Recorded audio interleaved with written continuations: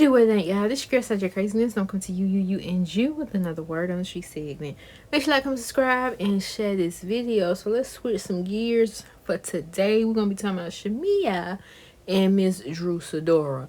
Now, during a recent appearance on the Accidentally Informed podcast with Claudia Jordan and Erica Cobb here on the YouTube, Drew got into some things, okay? Especially when it came to Shamea and that phony performative that phony performative apology she gave the girls.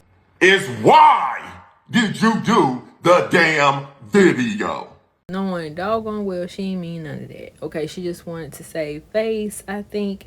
As well as she told us that the elders in her family, you know, they have good discernment, so she came here on this internet and gave what she gave. And then the music in the background didn't make it no better. So Claudia, she had asked her, like, Drew, what you thought about the apology? And this is what Drew had to say. Girl, what was it giving? I was so confused. It was like the theme music, it was giving performative, contrived. It almost made it feel like she said the elders had her do it. It was almost like they made her do it. Like, sit down, this is what you're gonna do. And I'm like, it just didn't match because you were just going off on me, posting these receipts yesterday. And then today you're doing an apology. And then about 3 days later, she was like back doing, I guess, her YouTube channel, saying like she could go harder on me. I only brought up Drew's fake Judith Lieber bag, y'all, because she asked me how she was a liar and where are my receipts? Like, how am I a liar at reunion? I kept it light, I thought, by just talking about some materialistic crap. I'm like, oh girl, you said you had a Judith Lieber bag. This is a Kira bag. I got one too. Hey, it was what it is. And like, that's fine, but you lied about something so simple. But I could have went a lot heavier. And if she keep on doing what she doing, I'm gonna have to go heavier. And I don't want to. I want to keep it cute because, I be singing my gospel songs. Now I can say, go away. I command you to move today because of faith. I have a brand new day. The sun will shine and I will be okay. That's what I told the soul. Playing my gospel music because I try to be that, but God ain't through with me yet, and I'm still at work. And if they keep pushing, then it's just gonna have to go there. But I don't want to. I want to keep it cute, classy, because I got a lot of other stuff that I got going on. Shamea, stop like you about that Real Housewives of Atlanta life, because for this show purpose, you're not. Now, the title of being a Real Housewife, yes, but the actual show and the premise of the show, it really supposed to be about the housewives, but we done made it into something else. But yeah, you ain't, especially if you can't have the same energy with your friend, ex-best friend. I don't even know what y'all is right now. If you can't have that same energy with her, don't be trying to trickle it on down to Drew, okay? Because it seems like you trying to take your anger and whatever frustrations out on Drew, but not handling it with the person needs to be handled too. Come on now. And I'm like, but you just apologized. So I didn't buy it. I'm not buying it. I feel like I really was disappointed in Shamea because I literally met her on the TLC biopic. That's when I first met Shamea. She came on and did like a role on one of the days we shot. And I thought she was so sweet, so humble, so nice. And then my first season of Housewives, she was a friend of the show. And it was like the same person. She was humble, she was nice, she was fun. And then it was like she got here as a full-time peach holder, and I didn't recognize this girl. You know what I mean? I was just like, I wasn't connecting to her, wasn't understanding her. It felt like, who is the real Shamea?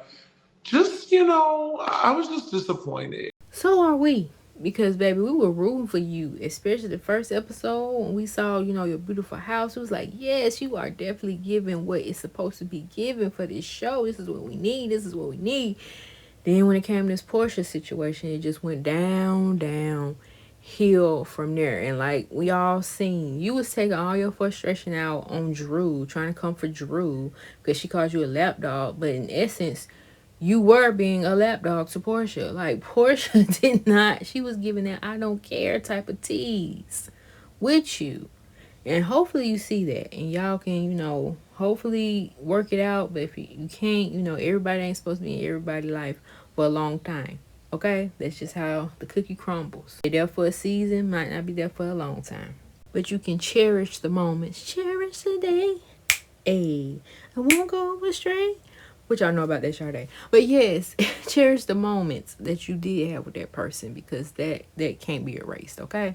And so Erica, she had brought up what I said earlier in this video, how the fans, they saying that the reason why Shamea was coming for you so hard is because that energy should have been towards Portia, but she took it out on you. And this is what Drew had to say. That theory is pretty on point. I feel like the fans are smart. They see, they know. You can't really hide too much anymore. And I feel like it came out eventually. Like she was definitely deflecting because, mind you, she had talked to a few of the cast members, off camera about her issues with Portia. And that she did, because I know you done said several times that she came to you and Angela about it when y'all asked. Well, did y'all ask? Or I can't remember. Did she ask? Or she just went on ahead and just told y'all she was having some issues.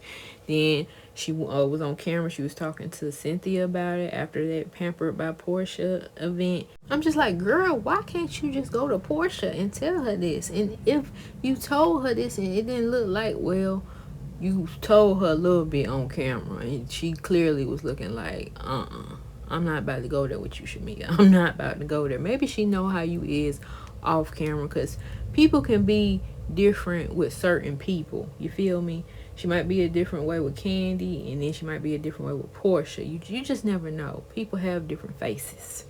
But you should have been upfront and talk to and have that energy towards Portia ass. Do you hear me? And this whole idea that we were, prying into their business was not true because we didn't know there was an issue. To me, and like most people, it seemed like they were besties. Like I had no reason to ever think anything different.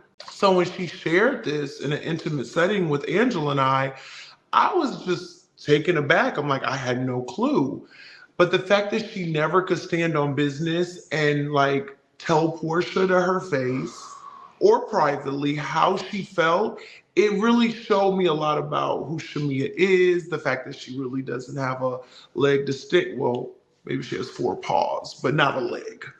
Why would she say that? Like, there's no leg there. Oh, Stand on. So I was like, okay. Drew, you was coming with it this season. You was talking your shit this season. So she, later goes to say, like, they call me shady, they call me this and that, but I'm just calling out how it is.